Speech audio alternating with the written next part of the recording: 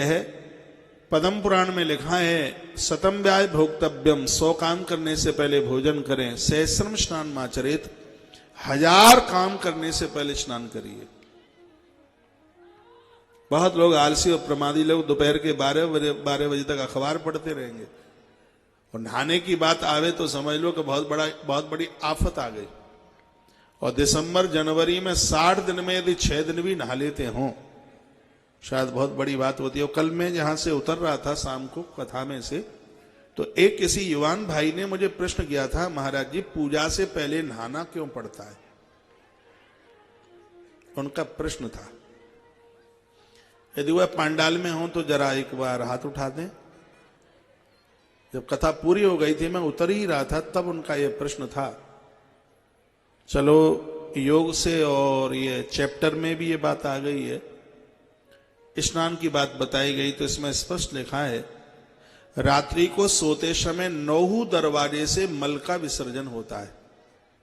इसलिए कथा में हमने बहुत बार निवेदन किया कि रात्रि का पहना हुआ वस्त्र मरघट शमशान घाट के कफन से भी ज्यादा अपवित्र है, जिसको पूजा में नहीं पहना जाता। ये बिल्कुल जरूरी नहीं है कि पूजा में नया वस्त्र हो, लेकिन ये बिल्कुल जरूरी है कि पूजा में धुला हुआ वस्त्र हो। धुले हुए वस्त्र को नए से भी पावन माना गया। अपने हाथ का धुला हुआ वस्त्र हो, उसमें बड़ी शुचिता है, उसमें बड़ी पवित्रता है। इन 9 दरवाजों से जब वह विकारों का मल बाहर निकल करके आता है तो उसकी शुद्धता के लिए, उसकी शुद्धि के लिए ऐसा भारत का इंसान है जो अपने चमड़े को चमकाने के लिए नहीं, अपनी पवित्रता के लिए स्नान करता है। हमारे देवताओं की पूजा में भी 16 रूप में स्नान को लिया गया है। स्नान जब हम सिर से करते हैं तब मस्तिष्क ठंडा होता है। स्नान के एक वैज्ञानिक कारण भी देखिए, जब हम सिर के ऊपर पानी डालते हैं तो मस्तिष्क ठंडा होता है और जो समय से स्नान करते हैं उनके साथ 3 घटनाएं घटती हैं। जो लोग सूर्य उदय से पहले स्नान करने की आदत डाल लें, आयुर्वेद कहता है उनका मस्तिष्क ठंडा होता है और उनके पाम गर्म होते हैं और पेट उनका नरम होता है। कभी भी आप अनुभव करके देखिए, जैसे ही आप नहा के आएंगे, स्नान करके आएंगे, आपके पेट का जठर खुल जाएगा, अग्नि जल जाएगी। नहाते ही पेट कुछ न कुछ खाने को मांगता है। बिना नहाए 1 बजे तक आप अखबार पढ़ते रहेंगे, पत्नी कहेगी जिम लो ना, अरे रुक जा, अरे रुक जा, और वो यही कहते रहेंगे साहब अभी रुक जा। और जैसे वो नहाने को गए और बाथरूम से निकले, अंदर पेट का जठर खुला, जठराग्नि खुली और उसी समय वह खाने के लिए कुछ न कुछ मांगता है।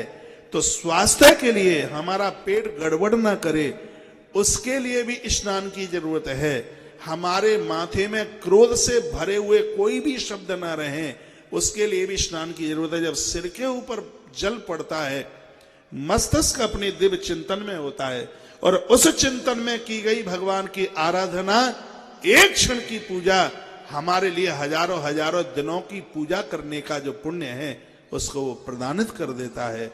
इसलिए ग्रंथ के माध्यम से इस बात को निवेदन किया जा रहा है कि हमारे यहाँ आराधना में, पूजा में, इसलिए स्नान की बात पहले कही गई है। भोजन से भी पहले स्नान स्पष्ट लिखा है श्लोक में, शतम व्याय भोक्तव्यम, भोजन 100 काम करने से पहले, तो सहस्रम स्नान माचरेत, 1000 काम करने से पहले स्नान। तो इसका मतलब यह है कि भोजन से पहले स्नान हो गया, भजन से पहले स्नान हो गया, पूजा से पहले स्नान हो गया।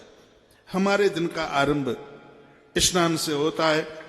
स्नान की बड़ी महिमा का वर्णन महाराज ग्रंथों के अंतर्गत किया है और इस बाह्य तन की शुद्धि के लिए इस स्नान का नाम है, जिसका नाम है वारुणी स्नान।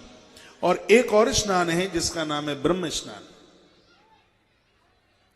ये ब्रह्म स्नान कैसे किया जाता है, इसका भी यहां पर वर्णन किया गया है।